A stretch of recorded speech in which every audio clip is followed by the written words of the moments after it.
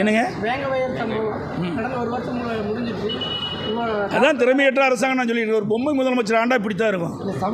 பொம்மை முதலமைச்சர் ஆனால் செயலற்ற அரசாங்கம் இருக்கிற காரணத்தால் இப்படிப்பட்ட சம்பவம் நடக்குது. இதுக்கு உரிய முறை நடவடிக்கை எடுக்காது அரசனுடைய செயலிழந்த தன்மையை பார்க்குறோம்.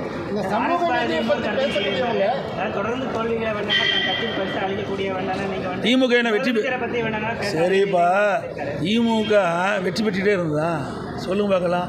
திமுக தொடர்ந்து வெற்றி பெற்று இருந்தா 1997 எத்தனை 2 பேர் தான் ஜெயித்தாங்க. அது ஒருத்தர் மதிமுக போயிட்டார், ஒத்தையால் தான் இருந்தார். அவர் கூட கடைசியில் வேறு கட்சிக்கு போயிட்டார். இதுதான் நிலைமை. 2011 என்ன நிலைமை? எதிர்கட்சி கூட வர முடியல, அந்த நிலையில் தான் இருந்தாங்க. ஆகவே வெற்றி பெறுவது என்பது தோல்வி பெறுவது என்பது அப்பப்போ சூழ்நிலைக்கு தக்கவாறு மாறி மாறி வரும். அனைத்து இந்திய அண்ணா திராவிட முன்னேற்ற கூட நாடாளுமன்ற தேர்தலில் நாங்கள் ஒன்று தான் ஜெயித்தோம். அதே சட்டமன்ற தேர்தலில் எங்களுடைய கட்சி 66 இடங்களில் வெற்றுது. கூட்டணி 75 இடங்களில் வெற்றோம்ல. அவளுக்கு எங்களுக்குள்ள வித்தியாசம் எவ்வளோங்க? வெறும் 3% தான். வாக்குகளை பார்க்கும்போது பல தொகுதிகள் எடுத்து பார்க்கும்போது 2 லட்சம் ஓட்டு இருந்தால் நாங்கள் ஆட்சி பிடிச்சிருப்போம். 1200 ஓட்டில் தோற்றவங்க, 100 150 ஓட்டில் தோற்றவங்க, 305 தோற்றவங்க. இப்படி குறைஞ்ச வாக்கு வித்தியாசத்தில் வெற்றி வாய்ப்பு இழந்தவர்கள் அதிகம் பேர், 45 பேர் வெற்றி வாய்ப்பு இழந்திருக்கிறாங்க.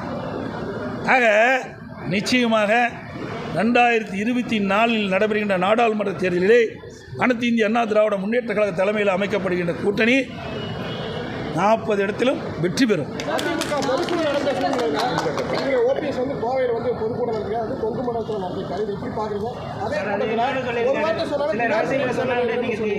அவர் போகிறதுக்கு தயாராகிட்டார். அதை மறைக்கிறதுக்காக பேசுகிறாரு. ஏன்னா அவருடைய வழக்கு விரைவில் வர இருக்கின்றது.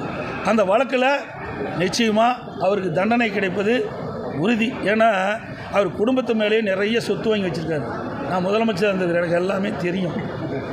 ஏன்னா அவர் முந்திக் கொள்கிறார், அவ்வளோதான். ஏன்னா என் மீது ஏதாவது பழியை சுமத்தி அவர் தப்பிக்க பார்க்குறாரு. அது தப்பிக்கவே முடியாது. என் மீது ஏற்கனவே RS பாரதி வழக்கு தொடர்ந்தார்ல, என்னாச்சு?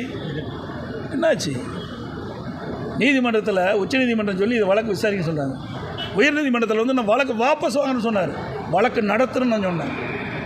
வழக்கை நான் நடத்துவேன்னு சொன்னேன்.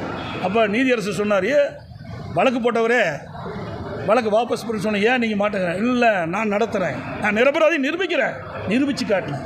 உச்ச நீதிமன்றம் வரை போய் நிரூபித்து காட்டினேன். இவர்கள் ஒருத்தராக சொல்லுங்க பார்க்கலாம். கிடையாது. நான் ஏற்கனவே சொன்னது போல் ஒரு அமைச்சருக்கு நீதிமன்றத்தின் மூலமாக தண்டனை அறிவிக்கப்பட்டு விட்டது. இன்னும் பல அமைச்சர்கள் திராவிட முன்னேற்ற கழகத்தில் முன் வரிசையில் இருக்கின்ற அமைச்சர்கள், சட்டமன்றத்தில் முன் வரிசையில் இருக்கின்ற அமைச்சர்கள் பல பேருக்கு காத்து கொண்டிருக்கின்றது. அதோட பிடிஎம் ஓபிஎஸ் சொல்கிறார், அம்மாவுக்கு 2 கோடி கடன் கொடுத்தாரு. என்னையா அநியாயம், வெக்கக்கேடான விஷயம் இல்லை. இவர் தான் விசுவாசி, அம்மாவுக்கு மிகப்பெரிய விசுவாசிங்கிறார்.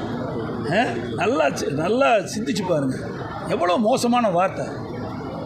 உன்னை எங்கேருந்து எங்கே கொண்டாந்து அமர வச்சாங்க? நாங்களாம் ஆரம்பத்திலேருந்து இருக்கிறோம். இவரெல்லாம் இடையில் வந்தவர். ஓபிஎஸ்லாம் இடையில் வந்தவருங்க. நான் 89 எம்எல்ஏ, 91 எம்எல்ஏ, 91 எம்எல்ஏ, 98 MP, 2001 இவர் எம்எல்ஏவே ஆகிறாரு.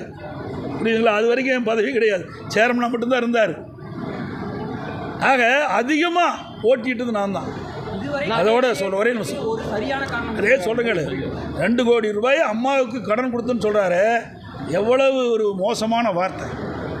நல்லா சிந்திச்சு பாருங்கள். அது மட்டும் இல்லை, கோடிநாயக்கனூரில் அம்மா 89 போட்டி அடிக்கின்ற பொழுது அம்மாவை எதிர்த்து வெண்ணிராடை நிர்மலா அவர்கள் போட்டிட்டாங்க. அம்மாவை எதிர்த்து போட்டிட்டாங்க. அவருக்கு சீஃப் ஏஜெண்டாக இருந்தவர் தான் இந்த ஓபிஎஸ். இவர் தான் அம்மாவுக்கு விசுவாசமாக. சிந்திச்சு பாருங்கள். நாங்களும் அப்படி இல்லை. 1985 சேலம் மாவட்டத்தில் அப்பொழுது மாவட்ட செயலாளர் இருந்த கண்ணன் அவர்கள் மாவட்ட செயலாளர் இருந்தார். அப்பொழுது அம்மாவுக்காக பேரவை ஆரம்பித்தார். அப்போல்லாம் நாங்கள் பேரவை ஆரம்பித்தோம். அன்றையிலிருந்து இன்றைக்கு வரைக்கும் அம்மாவுக்கு விசுவாசமாக இருக்கிறோம். அதனால தான் எனக்கு 89 எனக்கு சீட்டு கொடுத்து என்னை வெற்றி பெற செஞ்சாங்க. சேவல் சின்னத்தில் நான் வெற்றி பெற்றேன்.